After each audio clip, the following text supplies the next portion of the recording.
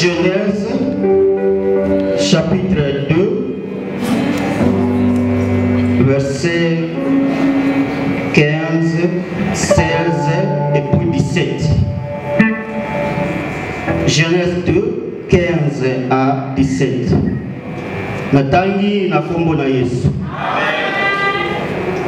L'Éternel Dieu prit l'homme et le plaça dans le jardin d'Éden pour le cultiver et pour le garder.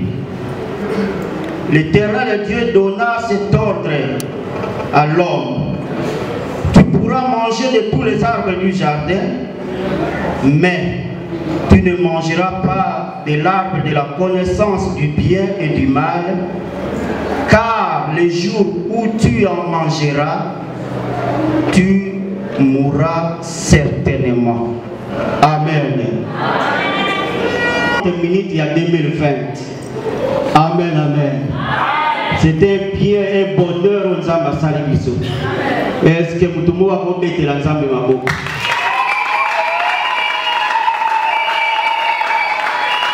Nous sommes comptés parmi les vivants. Il y a 2020. 30 minutes à peine. Amen, amen. Maman likambola biso na sukambula pe bandeli ya mbulu. Sukambula 2019 et bandeli ya 2020 est à peine 30 minutes. Et ça, le goût du travail et de l'effort. Quand on a le goût, il y a un sala, c'est-à-dire désir. Pour ça, il y a un sala. Pour musala makasi na musala. Pour que suka mbula nyoso pe bandeli ya suka ya mbula ya sika. Tokwe ko pesa ngova explication to pe ba signification ebele. Ba moko bakobolo ba non parce que Nzambe abatelinga. Ba mingi bakufi ngana kufite. Ba mingi babeli ngana belite. Ba mingi babelisi na libota biso to belisite. Autant de raisons oyo to ko sepela ke to komi na suka mbula oyo uti ko sila pe to koti na mbula sika. Mais na lito réfléchir na likambo moko au-delà ba raison ebele o to ko zala na mo pona ko sepela. Peut-être aussi si mobu moko peut-être bandi mobu mususu ba o balinga kolata, c'est l'occasion ya kolata ilamba o ya bonne année hein ne to benga bango. Mais curieusement au tamboli na ba wenze na ba supermarché na zandu okukuta elamba moko te bakomi elamba bonne année. Mais quand yo muto yebi ke za elamba bonne année. Mais na magasin moko te okuta robe bakomi robe ya bonne année, sapato ya bonne année, veste ya bonne année. Okela ba brasserie, bralima ko ba kosala ba sucre na ye, ba fanta na ye, ba coca na ye, ako komate le fanta ya bonne année, coca ya bonne année. Okela ba alimentation, okuta ka sauce wana banda depuis le 1er janvier, kino lelo na bonne année, ba otsa étiquette te que sauce ya bonne année. Mais dans l'esprit, on dirait que sauce à bonne année est différent de la sauce au lia avant qu'on ait la bonne année. Alléluia. Donc voilà autant de sens de l'explication de ce que ça. Na mubu et aussi la plus mubu ya sika faut aller à sauce à bonne année. Mais est-ce que sauce a autant de sombaki? Pourtant il a commis étiquette sauce à bonne année. C'est que okutaka tinango ko sumaliso. Alléluia. C'est comme moni fanta moko ba komi fanta ya bonne année nga lukango. Bongo pesa nga adresse na de no somba fanta wana ya bonne année. Mais fanta oyo kolinga na mubu oyo uti ko sila. Pe oyo uti ko banda à peine 33 34 minutes ou bien au fanta ya bonne année. Yo kaka ndozo pesa explication. Na mobu oyo uti kosila yo kaka nde na mutu na yo na makanisi na yo ozo pesa explication na mobu oyo ebandisika. Mais na linga ko benda attention na biso na likambo moko sur la façon oyo yo travailler na mobu oyo eleki pe ozokanisa nini kosala na mobu oyo tobandi et na la montre à peine 34 minutes na makanisa na ozokanisa nini na lolenge oyo travaillaki et pour vous la travail manuel musala osalaka na maboko na yo et pour vous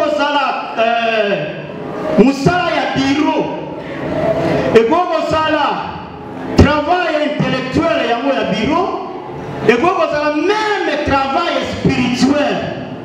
Comment tu as travaillé en 2019 dans 3 sortes de travail.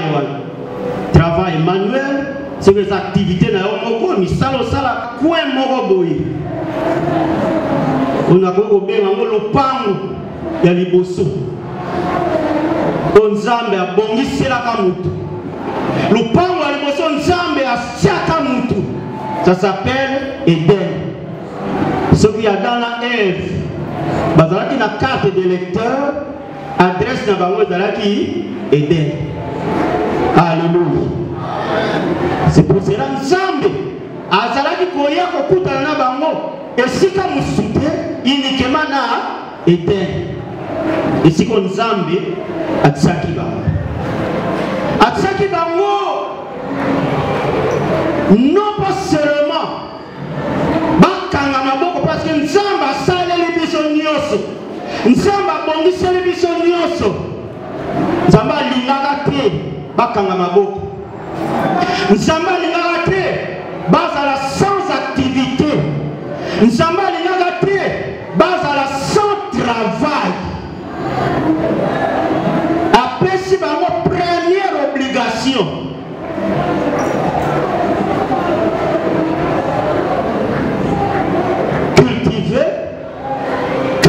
Jardin d'Éden et puis le garder. Première obligation.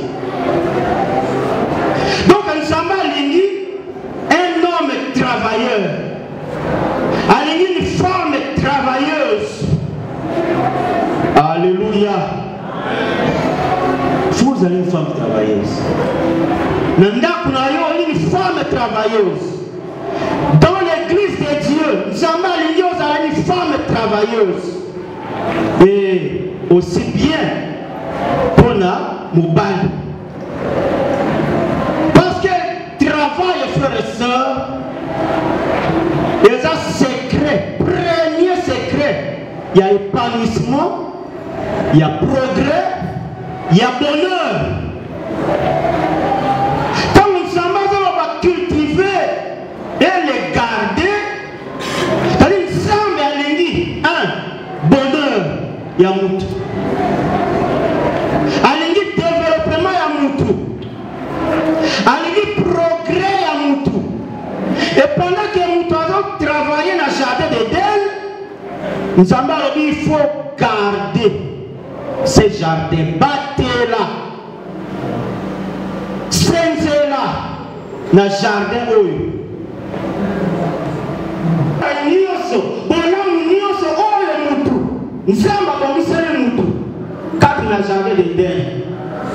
C'est pourquoi elle avait dit garder.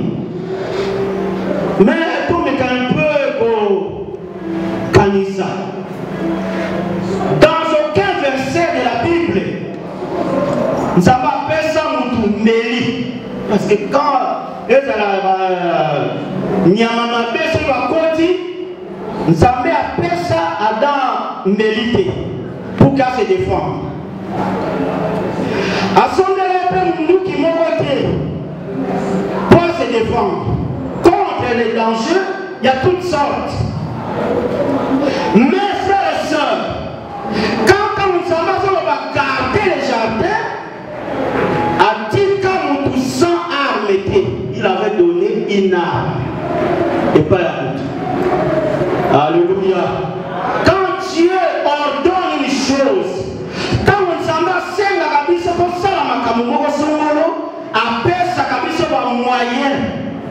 tokokisa makambo ya sengi biso ordre wana ya kobatela jardin ezalaki kaka ordre moko sans moyen ya défense te nzambe apesaka mutu moyen ya kobatela ya koprotéger jardin contre les attaques de toutes sortes parce qu'il savait que mutu moko un esprit méchant agoya pour troubler bonheur Yamutu Katinachat. C'est pourquoi verset 16 à 17 nous avons appelé si vraiment Maroba et Bogolia Mbouma Nyonso Oesa Mbouma Mantiete Nyonso Eza de Langoy sauf Mbouma Yansete Oesa na Katikati ya Elango. Les jours où vous en mangerez, vous mourrez certainement. C'est cette parole-là.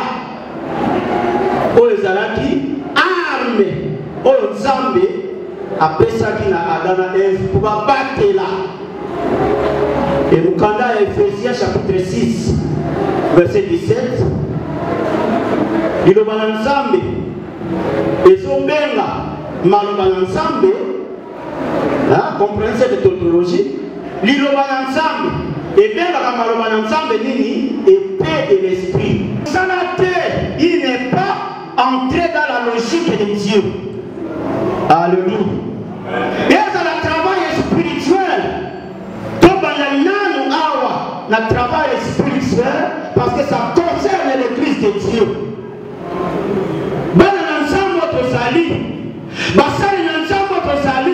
Combien sont engagés à l'œuvre de Dieu? Combien travaillent? Et s'ils travaillent, combien travaillent comme Dieu veut? Parce que Dieu veut un homme travailleur. Parce que lui-même il est travailleur. Il a travaillé, c'est le témoignage de la Bible, pendant 6 jours. Il a travaillé. Quelle a été ta manière de travailler? Et comment tu as travaillé? Alors, pendant que ça, l'évaluation se fait. Rendement dans le ça, nous. Qu'est-ce que tu as fait pour que l'œuvre de Dieu te le libère? C'est bien beau de chanter, danser, Nzamba Bateli, Nzamba Pamboli, mais quand il s'en a fait, oh, la Moussala, le travail spirituel d'abord. Oh, au contraire, l'église de Dieu souffre. Rien ne marche dans l'œuvre de Dieu. Mais tout ne travaille pas. Est-ce que vous avez là et c'est un bon année si vous avez un aspect comment comment on y pèse à la comment on néglige à la parce que tu n'as rien fait pour l'avancement de l'œuvre de Dieu. Tu n'as rien travaillé pour Dieu et tu ne travailles d'ailleurs pas.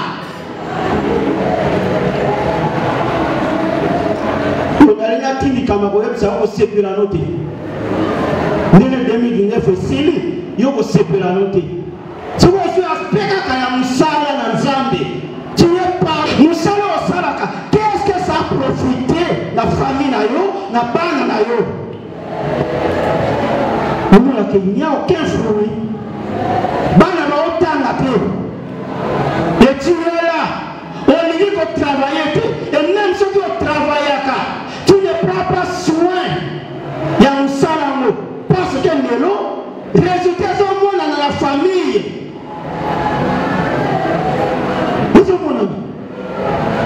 Des conditions de vie.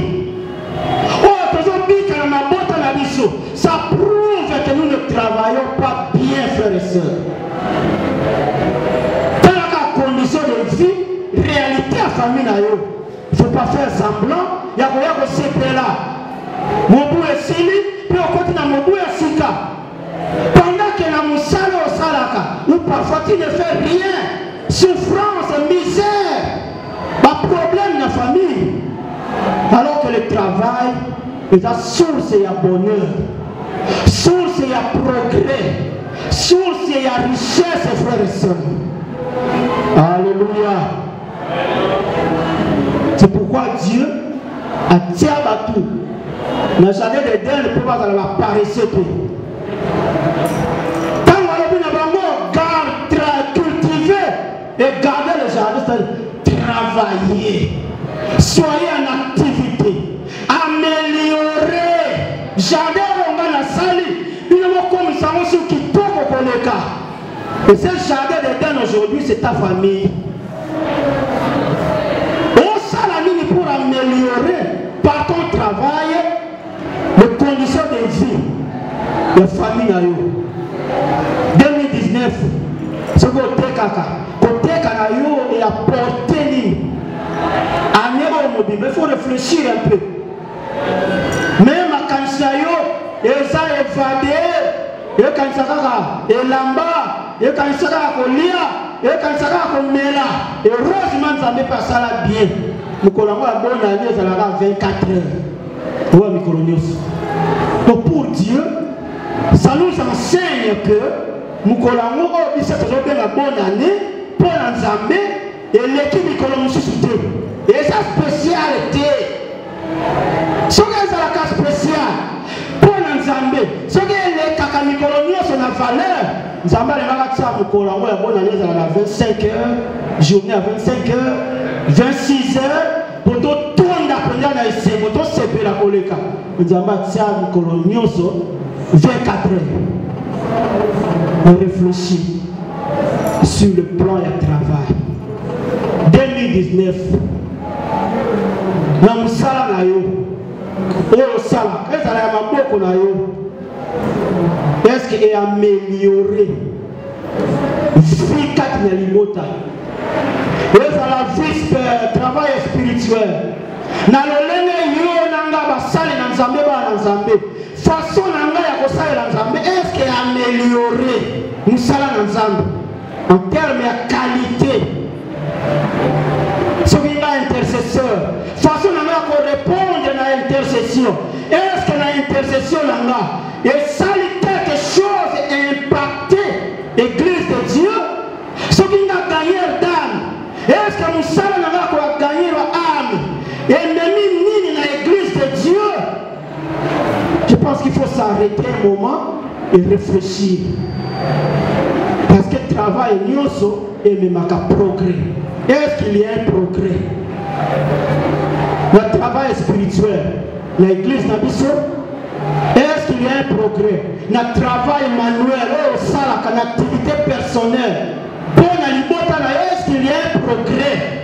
Ou seulement, toujours passer d'une année à une autre, mais avec les mêmes réalités, avec les mêmes souffrances, avec les mêmes difficultés? Non. Seulement par le travail, nous pouvons changer. Qualité de ma vie dans l'issue, qualité de ma condition de vivre.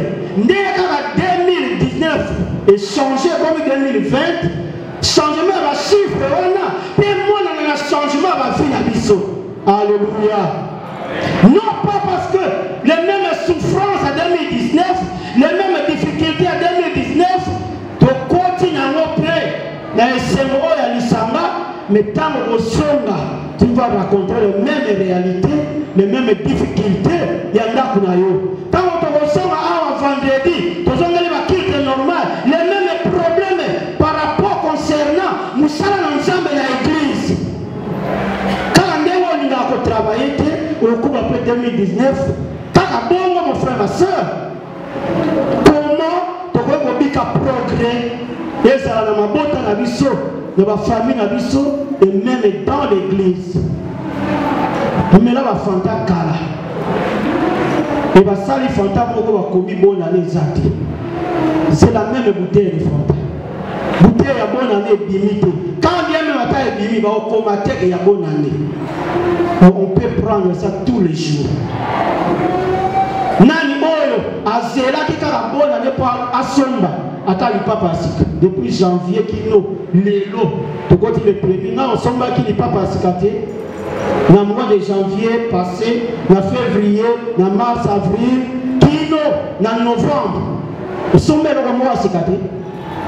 En quoi on est à Sika, il est différent. En quoi les papas on est à Sika et que c'est les papas au sommet à décembre. Parce que vous avez un mot à bonne.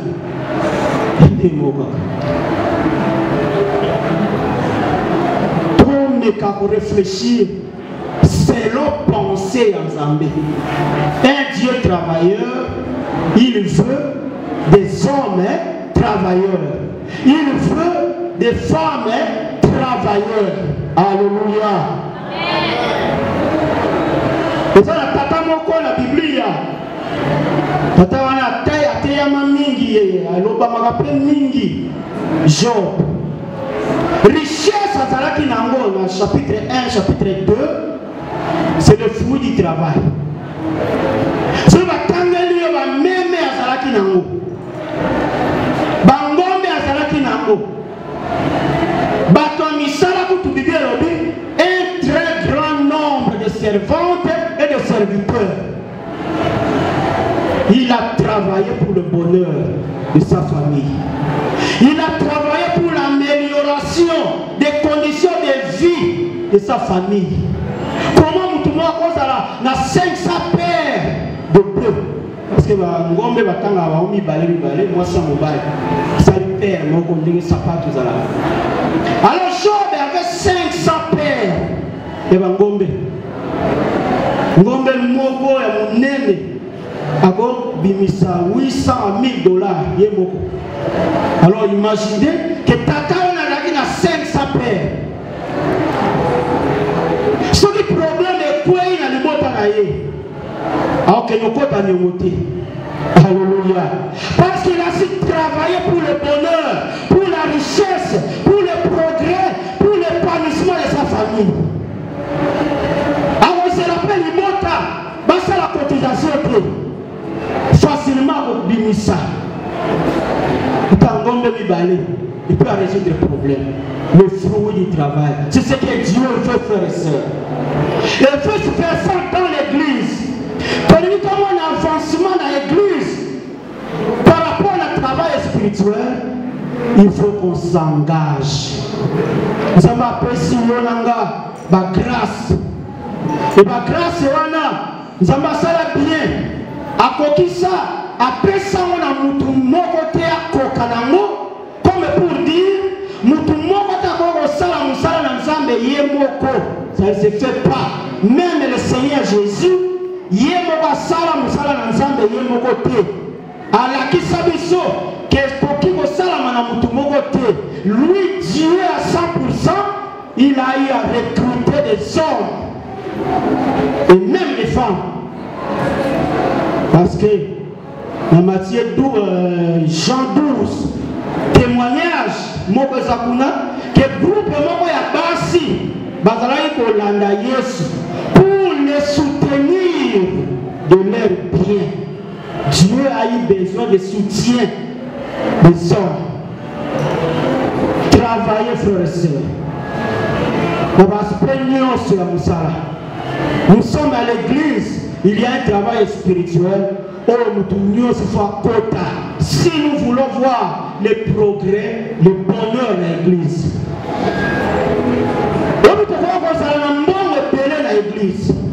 si chacun de nous se met à travailler, l'activité est en église, évangélisation. Et quand il s'acambongo, bien que l'IA Kambongo, mais quand il s'acambongo pour le cas, évangélisation. Ce qui est là, dimanche, il y a qui rapport. Papa, il va faire tout mention, il va tout faire. Il y a un problème. Pour évangéliser, et tout le monde a un bon mais on a kimiaté, et pour ça, il y a un bon non pas pour la gloire de Dieu, mais ceux qui ont continué dans mon salaire d'évangélisation, Dieu peut nous faire grâce pour le bonheur de l'église, pour le progrès de l'église, pour les salariés de l'église, pour que nous gagnions Amen. Alléluia.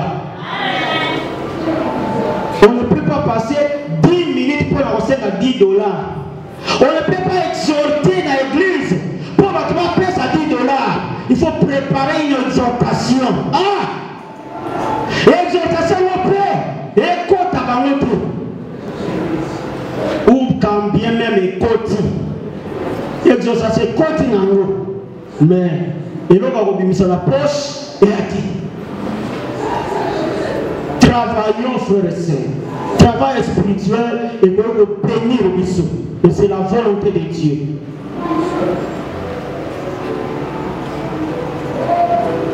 Qu'est-ce qu'il faut pour avoir le goût du travail et de l'effort?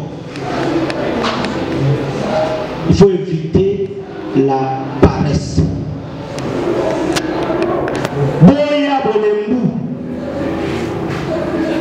Trop de gens savent parler en langue, mais de fainéants, le travail spirituel.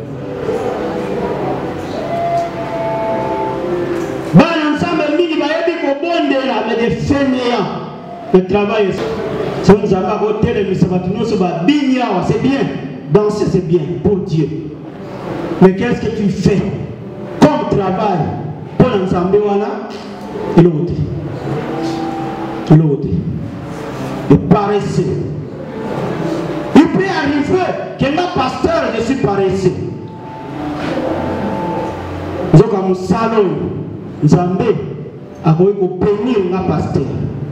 Si je suis travailleur. Oui, ça fait un mois.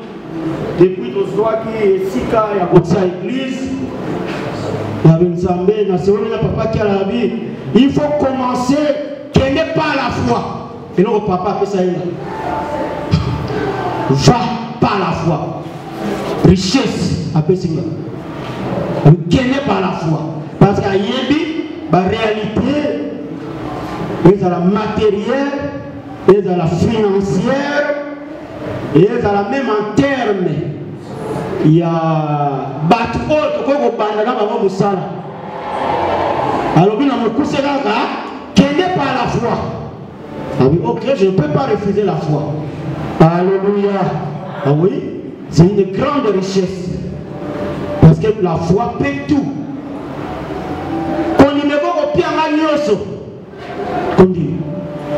Alors moi, je m'étais mis à prier, mois de novembre, presque mon bimba. Il y a une semaine, un matin, parce que si vous priez, une fois midi, il y a ici, il y a un ndako. Ukozwa mbongo na ndako, sima, okeko banda musala, non. Mbongo ça, kuna isiko kinobala musala. Oh, il y a l'argent qui m'attend. Alléluia. Oui, l'argent pour la bonheur, pour la personne, mais pour la musala ensemble. Allez, mbongo ça, kuna. Mais kuna, ici quand vous brûlez. Alléluia. C'est-à-dire, va travailler, musala wana, et il y a mbongo pour la musala ensemble. Au soir. Et banda wana, pesi la révolte moko boye, na kangi ba stratégie moko boye, ça la makarate, après les premiers. Peu importe, muto akozala nanga elongo, peu importe, eloko na kozala nango. Peu importe, le sika wana eza, j'irai par la foi au nom de Jésus. Alléluia. Évitez la paresse. Nous connaissons ensemble concernant la paresse. Dans Proverbe 21-25. Bible locale s'appelle. Et même on va travailler. On est infidèle et négligent. L'amour du repos. Dans le moment où il faut travailler, il faut même que vous la boutou. La facilité. Non. Mais si vous voulez le progrès dans le ministère, progrès dans l'œuvre de Dieu, parfois briser. Moment à repos, non, je dois travailler. Dans la prière. Je dois travailler dans l'évangélisation. Bon, il y a repos, il est quitté l'élément. Et même ma botte à la biso, ma situation, elles vont changer. Ma condition de vie, elles vont changer. Donc, Moko, Abetelinga les sola, bien un jour, Abelaki, brusquement, à Salaka. Au moins, si n'a yé, à débrouiller à Kaka. Nous sommes à débrouiller, à moi, si n'a yé, à Sala, une réserve. Il y a près de $500. Les Agalanda. Au bas, il va et tant malade, il est mobile brusquement. Bakimamba en hôpital, hospitalisation, il y a près de 21 jours. Bakota nyongote, bazanga kisite, examen mokope bazanga au salisate. Babima pe, bafuta hospitalisation. Grâce au travail de la femme. Alléluia. Voyez comment le travail est au Sungabiso. Voyez comment nous salons salaka. Et voyez qu'on sala source et bonheur. Maman, qu'est-ce que tu fais pour le bonheur de ta famille? Mais comment ça jeune marié, moi, parce que maman, jeune fille, wana, pas y être à côté Kangou, l'émission de Pangotami. Vous voyez vos potes, vous comme la balle mi balle.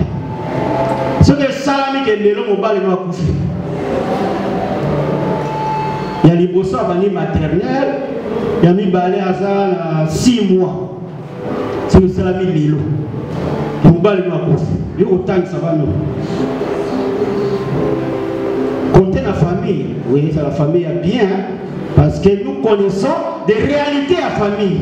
Travaillez pour le bonheur de la famille. Travaillez pour le progrès de la famille. Travaillez pour la richesse de la famille. Travaillez pour le développement de la famille.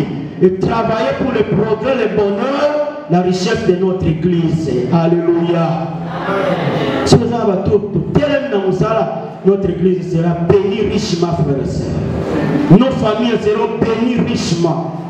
Parce que le travail, c'est la source.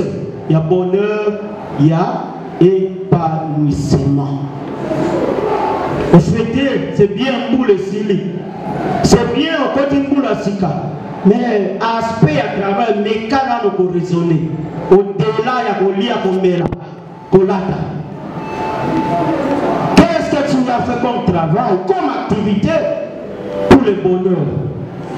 Il y a Yomoko, il y a Libotanayo, et en tant qu'enfant de Dieu, pour le bonheur, le progrès, le développement, il y a l'église Nabiso. Est-ce que 2020, il vous a égal en 2019, les mêmes souffrances, les mêmes difficultés, prie Dieu à la Kisayo. Et après son macasse, il faut travailler, il faut faire quelque chose, même une petite activité avec Dieu, fidèle dans le principe, il y a finance et en Zambé, dans les dîmes, les offrandes, les dons, au Bukamu en Zambé. Alléluia. Le goût, l'amour du repos. Il y a des bomis, des petits cabissos dans la souffrance. La paresse, c'est aussi le refus de l'effort. Koboya ko fournir l'effort. Koboya ko faire le sacrifice. Koboya ko se priver. Koboya ko affronter ma difficulté. Parce que tant qu'on fait ça la musala, il va être nyoso, peut tant nyoso, et vous allez avoir facilité. Attention au teka, et à Mikolo Moussous, au teka yati. Et toi, le mbongo est stable. Là, bateau Moussous va tika au teka, non, parce que biloko est mati, non, on ne va au teka te. Atiki naïe. Non, non, non. Parce que biloko est bani go matalelo, toi, le mbongo biloko est matakaka. Il matakaka. Il faut faire un effort. Et m'a dit, il faut faire un effort. L'activité d'ailleurs, n'est pas croiser les bras, n'est pas abandonner surtout. Parce que les difficultés seront là. Dans Moussala Nyos, même dans Moussala Nzambe. Jésus a rencontré les difficultés. La difficulté pour la loi de Moïse, les pharisiens et autres. C'est une difficulté. Comment peut-on dire et imaginez que Yesu va dire que Yonanga, que nous sommes Alléluia. Il a fait l'effort. Et cet effort, écoutez qui vit naïe. Quand on écoute autant de choses, ça peut t'écouter.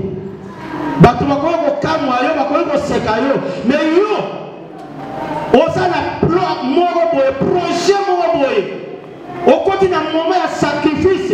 Parce que effort est bien appelé sacrifice. Et c'est un sacrifice. Bien que le mot sacrifice c'est la Bible. Et il a les 100 versets. Premier sens, c'est un mot sacrifice, c'est Makila.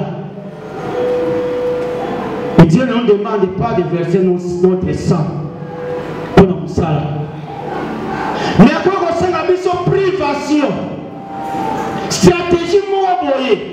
On peut même qu'on calme, ça va te mener à oui. La commis pour un temps. Parce que je vise, j'ai un objectif. Je veux atteindre le progrès, le développement. Alléluia. Et même le travail spirituel, aspect à sacrifice, il y a effort. Il faut qu'on nous enseigne ça aussi dans l'église. C'est bien qu'on a la grâce, son boulot. C'est bien qu'on dit l'engagement, son boulot. Mais ce qu'on a fourni effort, il y a des cas. Parce que tant qu'il y a intercession coquille, tant qu'il y a eu des prières coquilles, tant qu'il y a répétition coquille, cet effort-là, ce que les frères et sœurs, il n'y aura pas aussi de progrès dans l'œuvre de Dieu. Combien sont prêts ou combien fournissent un effort par rapport à Moussala Nazar? Mais on dit engagement, mais il ne fait aucun effort. Parfois, on a des musiques. Passer à transport, c'est une difficulté parfois, même pendant qu'on est l'église. Parce que le ticket, c'est aussi une difficulté. La liste a une difficulté. Mais parfois, vous croyez que non.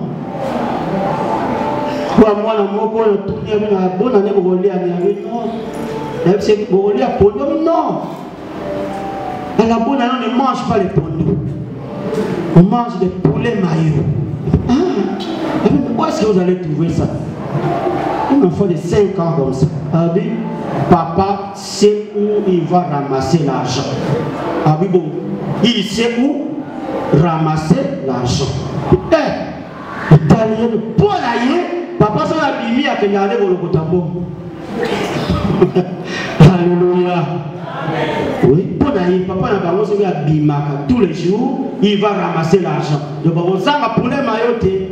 Bonne année à vous pour nous. Bonne année. Alors que pour ramasser cet argent, il faut des efforts. Alléluia. Bon, il y a paresse. Pour améliorer la qualité de vie, il y a Yomoko, il y a Bananayo, il y a des Botanayo. Bon, il y a paresse dans l'église. Pour changer vie à l'église Nabiso, aspect à l'église Nabiso.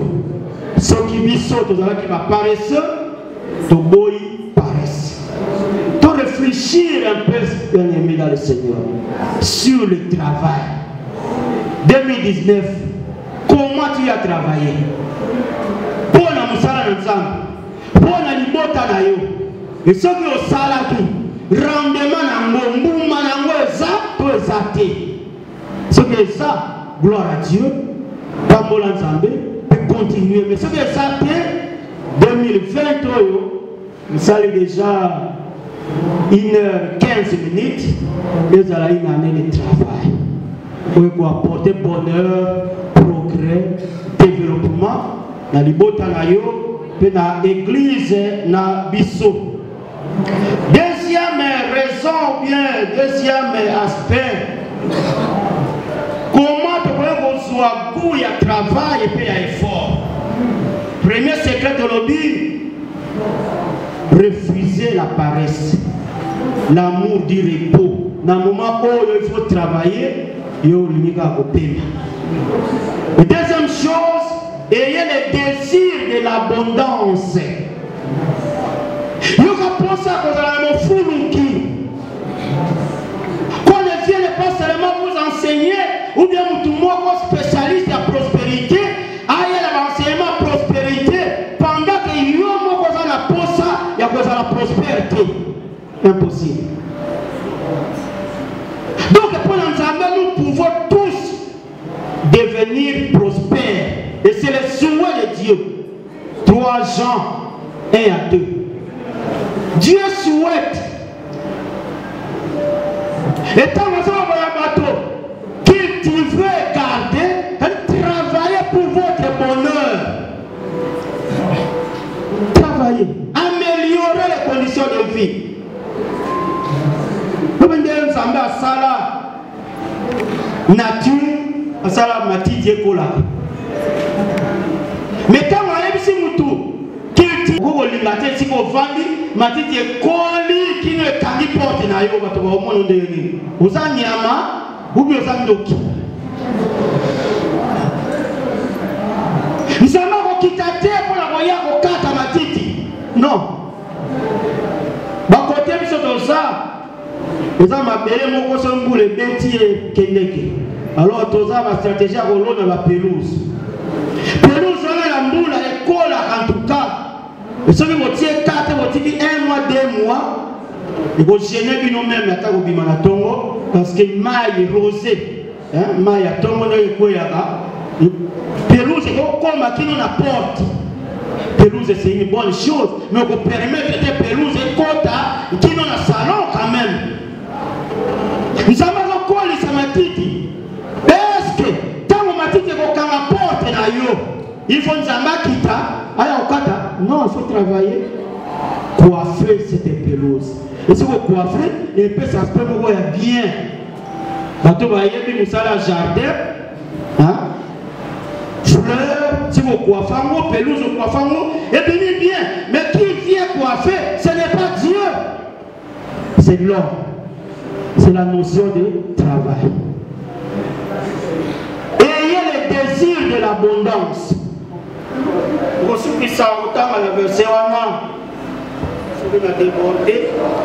Bon, vous allez commencer à voler ici. Il y a des courses qui sont en 2020. Il y a les sommes à débordement dans ma théa. Proverbe 14, 23.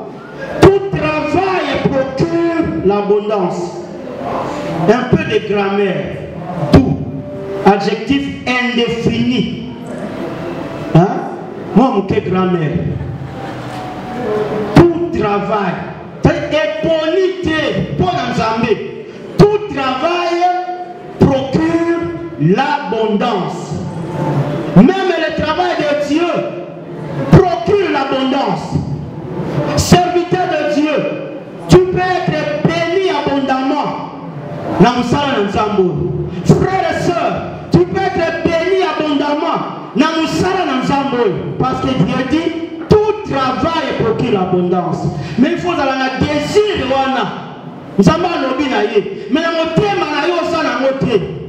Voilà pourquoi nous souffrons. Voilà pourquoi nous, serviteurs de Dieu, l'église finance l'église parce que parfois l'église n'a pas la pose à vous quitter. À quoi vous allez $10, mais appelle à 1000 francs. Le coup on a la pose à vous quitter. À quoi vous avez 1000 francs à $10 à soutenir l'œuvre de Dieu. il n'a pas ce désir de l'abondance. Aligner repos, dans le moment où il faut travailler, parce qu'il n'a pas le désir de l'abondance. Mais quand on a et parfois, la famille est mingi. Quand on a la tombe, il faut la pourquoi. Ça gère. C'est comme la mappe. C'est comme la haute, gloire à Dieu. Ni mettez la mappe, comme ça. Mais c'est une activité très répandue dans ma famille. Il y a 1000 francs, il y a 1200. Bon, on a pourquoi. Bon, on a pourquoi. C'est que malheureusement, ça n'a mis. Bon, on a mis. On a maman bataille. On maman m'a parlé car l'air où il y a on n'a pas qu'il y ait boulangerie. C'est ridicule. Comment nous pouvons vivre trop bas comme ça? Alors que tout travail, exemple, procure l'abondance. Et ayez ce désir de l'abondance. Ça n'a pas ça au fuluka. Parce que ça pose ça dans l'ensemble. Au niveau où ça ridicule.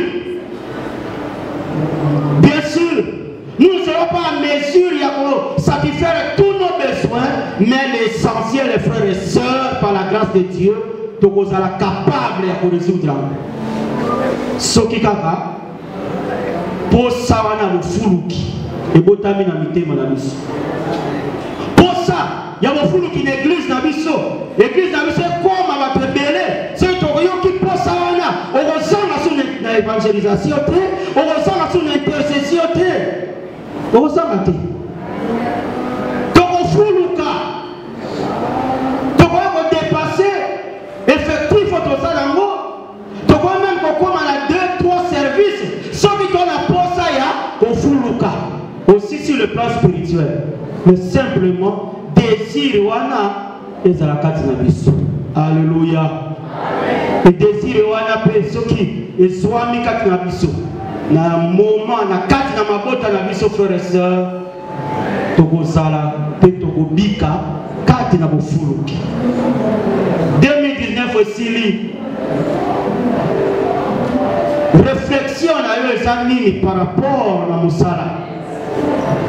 Comment tu as travaillé pour ta famille et qu'est-ce que cela a apporté? Résultat dans nos années 2019 aussi, comment tu as travaillé pour ton église? Et si tu as travaillé, résultat dans nos lélo et années, est-ce que vous pouvez vous séparer là? Tout le monde vous séparer. De toute façon, le résultat ça ne sert à rien de vous séparer. Et mets-toi au travail. Bon, c'est là, c'est pour mon résultat. Il y a mon salarié. Que Dieu bénisse sa parole.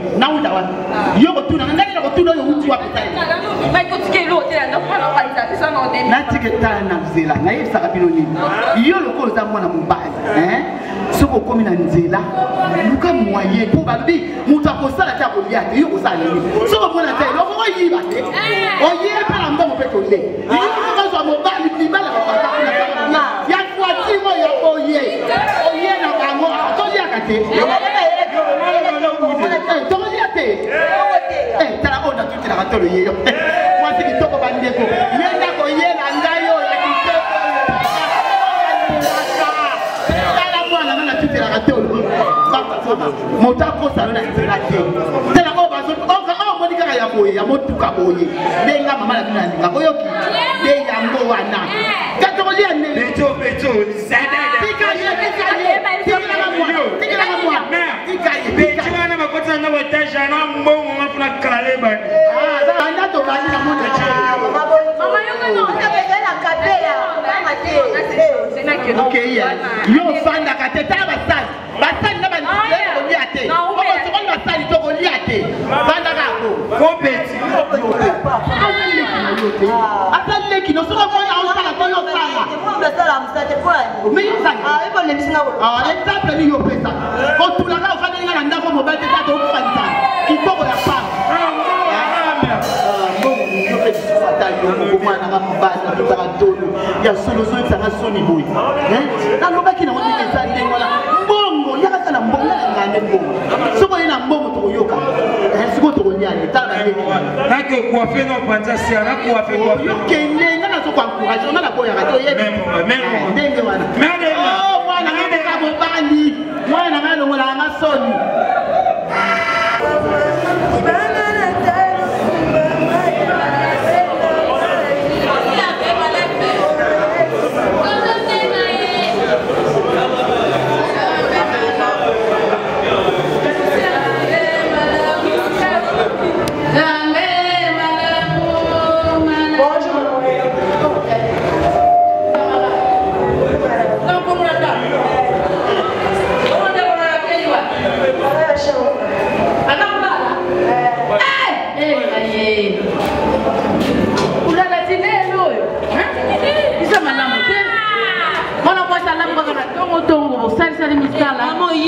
Boke na uwezo utu wapi kuongite uza kulala kaka nalala bonde la nanu kana bima kitongo to na kene ina lusam tubonde nzame na tiki bana ngana maboko nyo pambula bangu amene sana na kala ngai na sepila kamini nzamba pesa na bana na ngai ya kitoko pena sepila kamini kulanda ka batoli na ngai ndenge ngana na kusa na kifanya na mema bilo na lusam izana lamu kuna mkulu kupa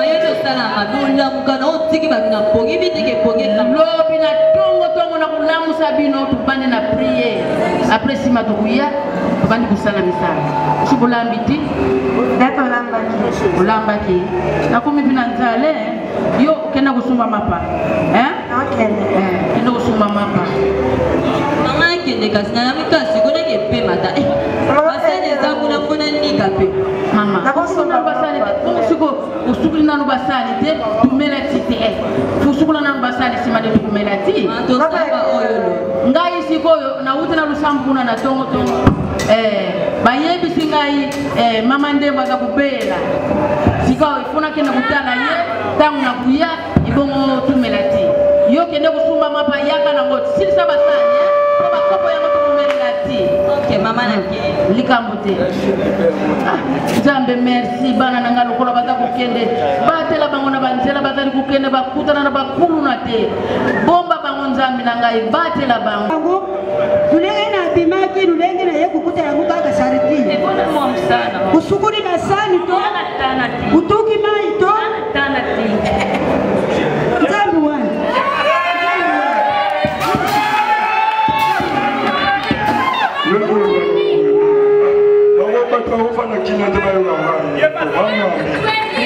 uzali na mpoli tata na yo lukula buta yo asundula yo na bukula yo uzali mpoli ya bwana kuluna muyibu kupenda yo kuluna muyibu ya mwana mumeli zododo nalobi fonda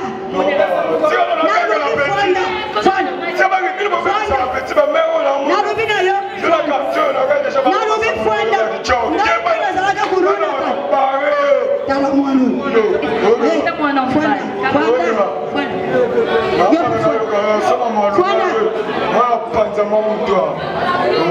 yukana ya bisabino ngana zalaka kuluna tala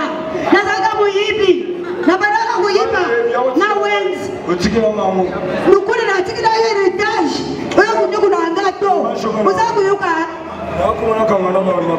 tikamnini natangu yo pe uti kumela zojo abongisi asinise nyonso yo bibi osali elokuto nazotinda yo epa ya mama jetu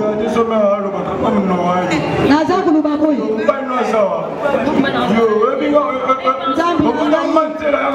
nzambi nanga mosala mosalaki ya mabe yesu naza kuluba moza kusona na biso nanga mabome ezala na mitu na bino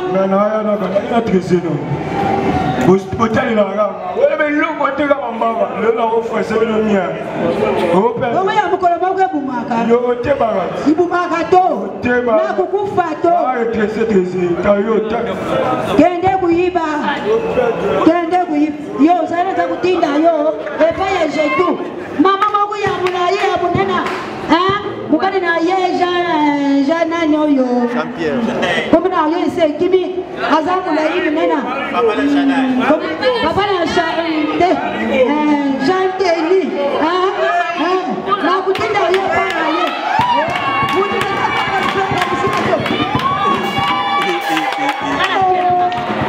ukanda mala mama kapi mama munga sepeli kumona yakubana nayo bapekisi makaba basale lokute baoyanga bapya misala na midi bapesa bango uyaki apo mangenga respect usaka na ngato ubiki nalikaki na pesu na yo muntu ubiki sabila nzabi dia susu esiko okay atangana no mukana na nzambe osambo kakaneleki nyonso nzambe te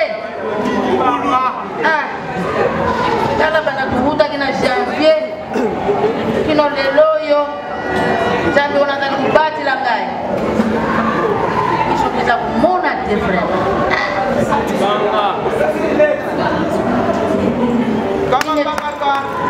oui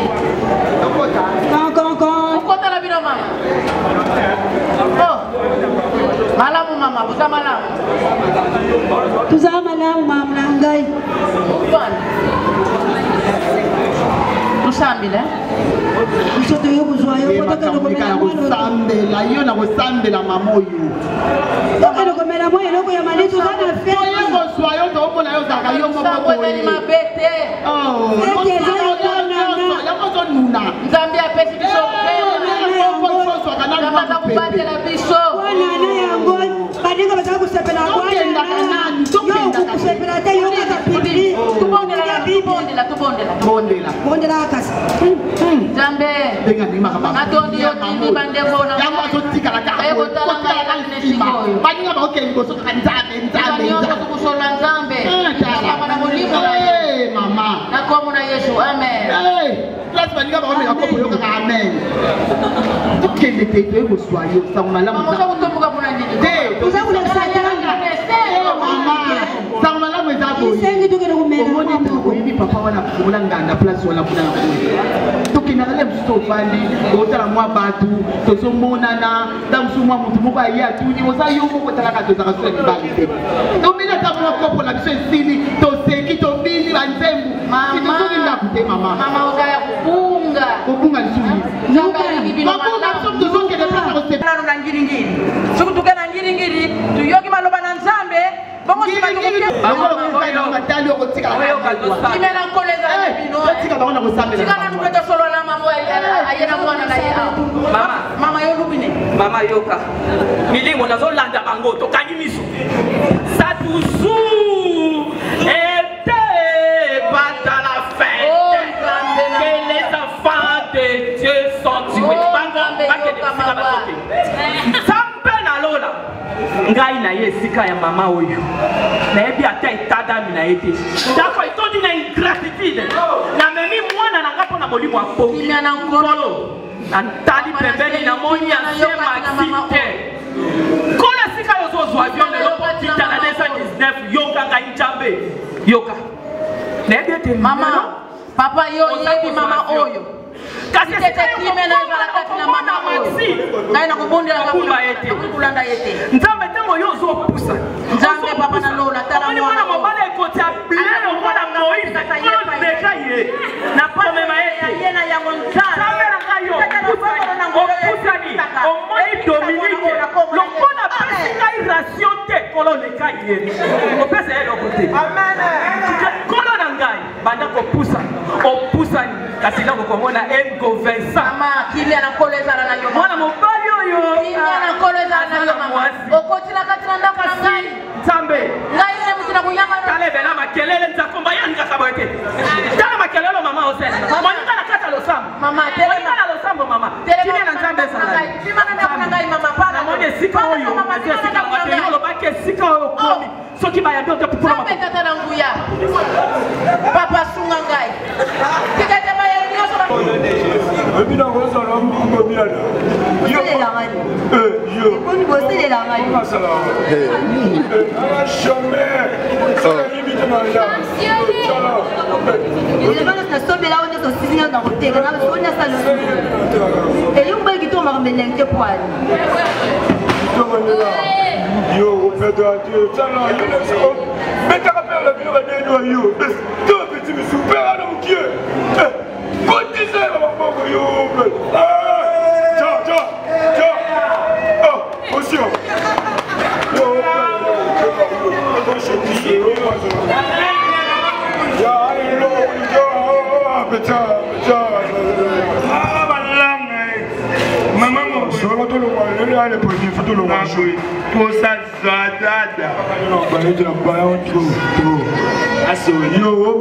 baya epai na Yesu Masia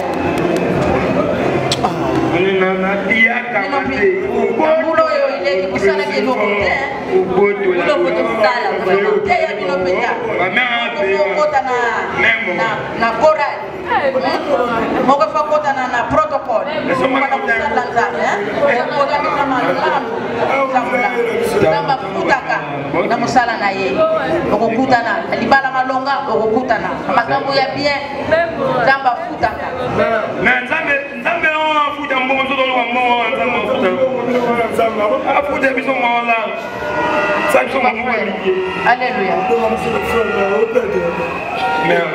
kelelo yesu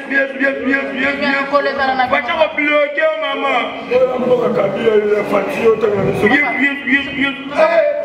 biaka kutu bambau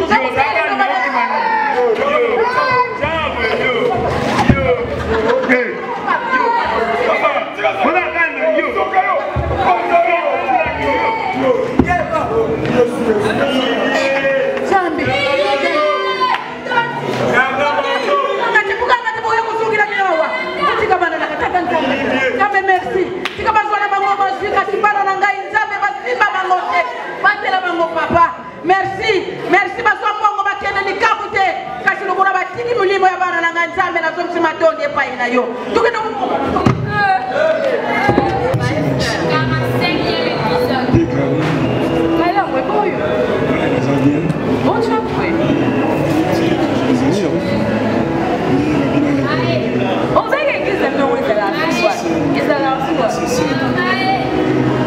maman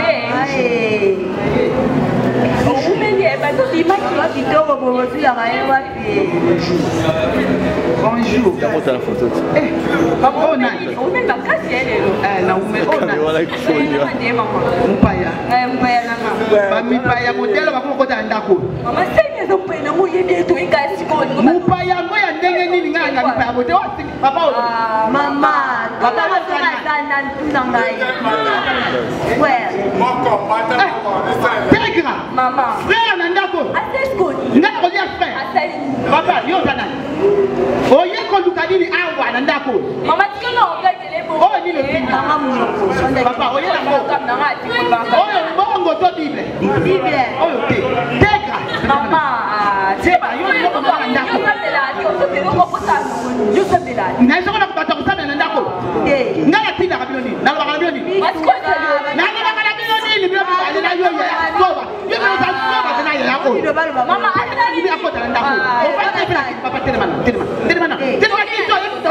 Telemana. Ake. Ake ni wa. Papa, wewe na ngo. Hello, Tio.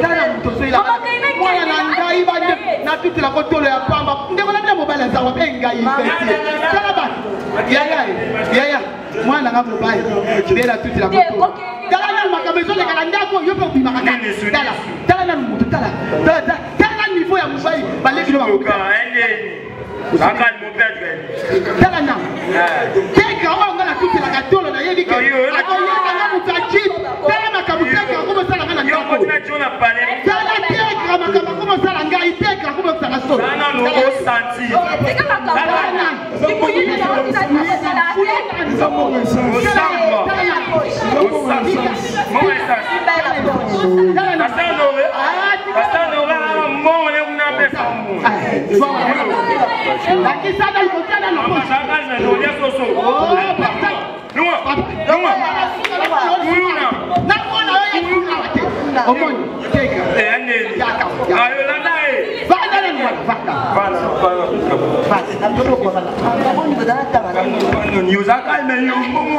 Mama eba no boko mo sanga susu.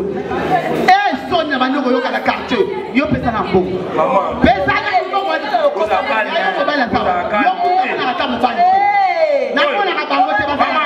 Oyo bi sende de. Ba de na ta. Ah mwana na pesa na. Pesa to lo ba ko na de mena mo tu na. Yo ba soso. Yo ba so ke na mbongo na ka lo ya. Mama to ka bola ga. Yo to ka blanga na yo. Ngala so mi mo pen na quiz. Eh. Ko tike ngam mo ko ka bol. Ba na ba ta ba sundo la passe. Ta bo ma pesa. Mama e nana ke sika pe pa tata la bino mbalo na ke luka ba tata tata sino apoke ye ya ka sikoyi eh mwana na nga suka ba ndeko en tout cas nege zanda bo tanga soni yo bana tira ko mutay so kotala soko ke na ntira ta dende to sala ka ta mwa buki ba jibi na so muka mo tu ke tele ba libo so pa mo ta mo na la quartier ozo yela ka ba frère na bible mama frère ozo no mo tira bible o ko ta na mo na ke te kuna ni ne ata ne ya yo mo bala za wa ata ke ti mo ke tele ma ke la ba ata ke na kapela chapanda kama muno kana opela kapela oya bana wa soni bino penza neko neto sa bo mo ni mbongo to zwe pas frère na olamba soso me yo ko lia te po frère wala ye yo ko lia te ya yo na ye te wa ye te ya ka pe na oya yo ya ka kende na pela ke ko somba ni mo na somba soso yo ko lia te na jimna oja te ko lia te ni Yesu ba ya wakabu sambe na tondi opoto tindi bande ko ba yekutala ngai lukumwe zonge pai na yona kwa zonga zima mama o ka usanga nango nini buyana to yekutala yo bonane ozoka te kuna baninga bazakulia bana yo zaki bonane ina ndia kana baninga omoni ndenge kaka balubaka kuna na eglise bulesa ka pasteur suka sanda nyos bu pesa ka mbongo basumbi la pasteur bilo kama mbongo mukeka kana pesa katala nzambo ya soko sena ba pesa ngai kama bimba ya soso ba pesa ngai sakia loso pona lia na bana kuna bebi no bolie na kulia na mokote na kupesa yo soso dibale soso dibale na kile bino na 5 sakombia pesa to ande peka ko lekala soso soka bonane si mamuna ngai merci kade soso yo kade soso kana soso na biso bateya ka bolingo okukabulaka okodunaka na bolingo okodunaka ka biso yango wa nzambe apambula yo mama bonane ya malamu na bane omoni tikazana mo ebele apesi so kamima omoni mwana na yango kauti kubana yo